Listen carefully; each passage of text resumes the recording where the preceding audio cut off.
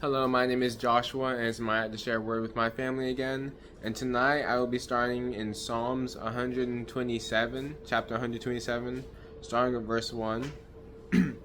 Unless the Lord builds the house, those who build it labor in vain. Unless the Lord watches over the city, the watchman stays awake in vain. It is in vain that you rise up early and go late to rest, eating the bread of anxious toil, for he gives to his beloved sleep. Lo, sons are a heritage from the Lord, the fruit of the womb a reward. Like arrows in the hand of a warrior are the sons of one's youth. Happy is the man who has his quiver full of them.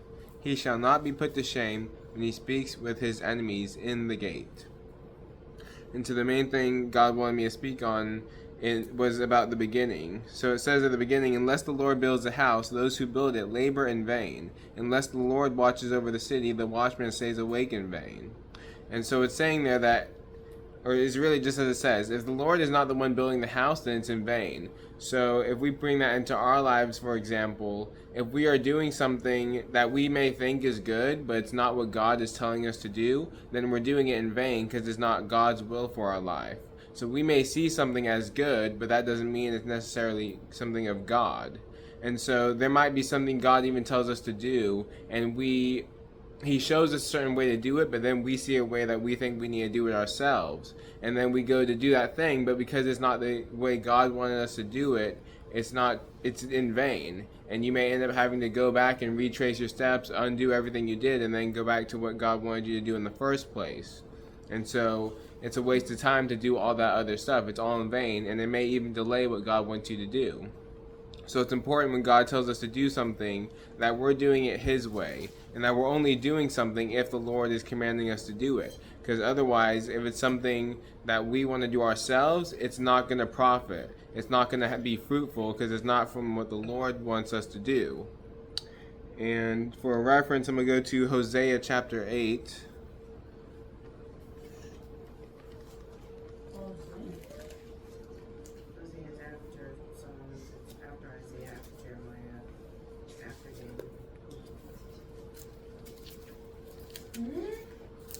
After Isaiah, she's right after Daniel.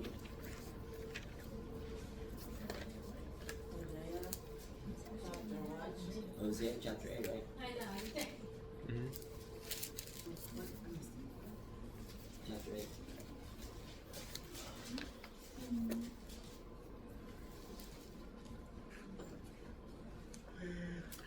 Hosea chapter 8 verse 1 says, Set the trumpet to your lips, for a vulture is over the house of the Lord, because they have broken my covenant and transgressed my law. To me they cry, My God, we Israel know thee. Israel has spurned the good, the enemy shall pursue him.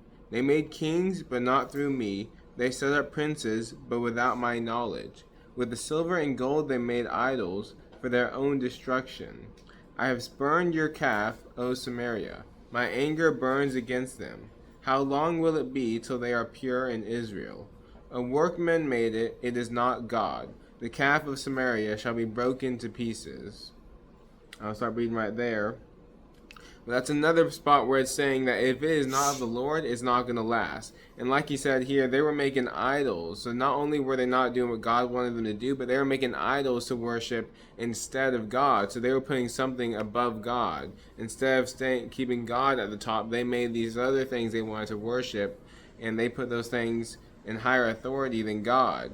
And so that's one of the worst positions you can be in, especially when you're putting something above God, because that means you're worshiping that thing, and that is what your God is essentially, or that is what you're treating as your God.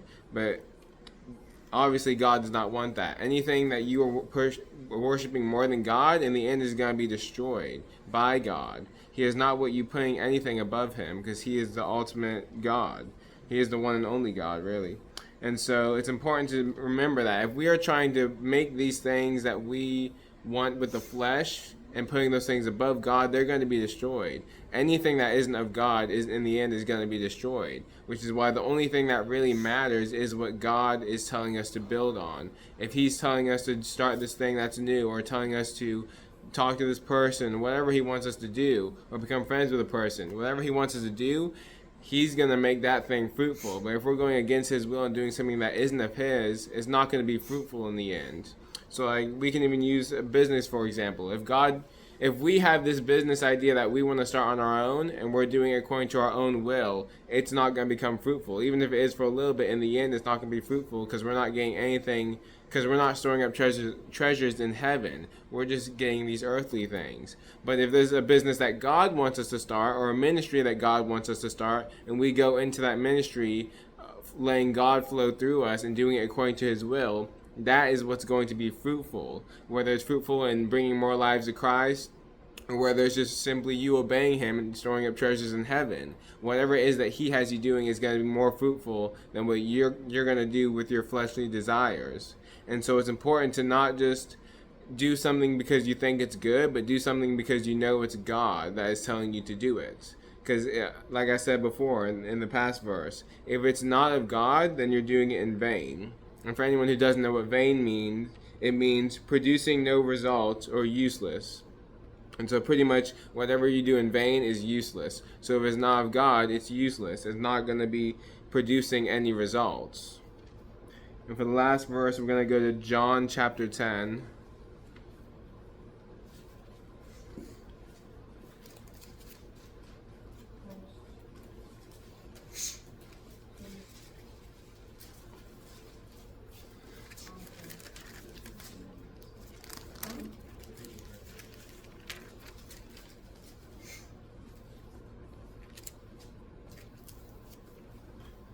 John chapter 10, starting at verse 1.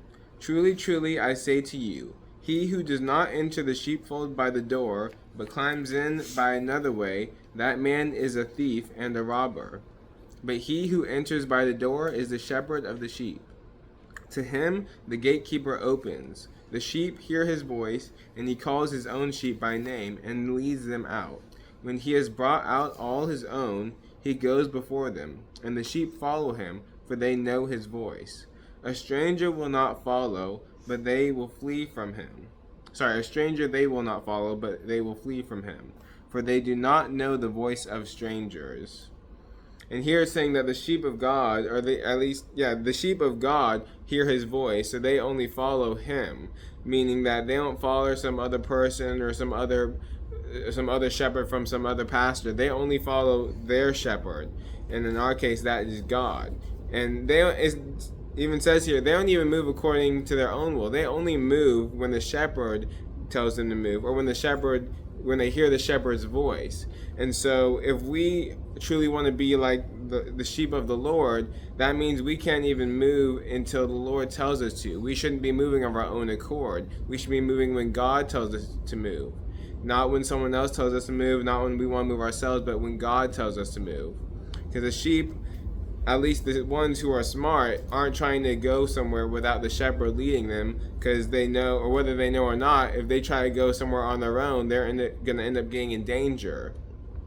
And even the sheep who try to escape, and if the shepherd sees that a sheep is trying to escape, or that they will keep escaping, they will even have to end that sheep's life, because they don't want to influence that sheep. They don't want that sheep to influence the other sheep. And so that's an example of a sheep who's trying to get out of the will of God. If someone is in your life if there is someone in your life who is trying to influence you to get out of the will of God, sometimes the Lord will just have to remove that person from your life, and you just have to accept that. Because not everyone is of God. Not everyone's going to lead you to the right path with God. So if there's someone you even see is not leading you in the right direction, sometimes you just have to get them out of your life, because they're a bad influence. Because whether you believe it or not, seeing something over and over again and being around a certain person or a certain attitude or a certain demeanor is going to have an effect on you in some way, unless God just completely anoints you it doesn't affect you at all. But if you're around something so much, it's going to affect you at some point. And so that is why it's important to be around good sheep, other good followers of Christ, and not be around sheep that are wolves in sheep's clothing. And so it's important to just remember that the sheep hear their shepherd's voice, and they know which shepherd is theirs. They know the voice of their master. They don't know the voice of another master. So they are only moving when they hear the voice of their shepherd, which is just so important for us to be able to discern. when we are hearing something, are we hearing it from God, or are we hearing it from something else? Or are we hearing it from our flesh? If we're hearing it from our flesh or something else, we shouldn't be listening to that. We should only be moving when God is telling us to move. Because if we try to move of our own accord, it's going to be in vain. Wherever we go is not going to be fruitful. It's going to be in vain because it is not of the Lord. Which is why it's important to move according to God's will, not your own.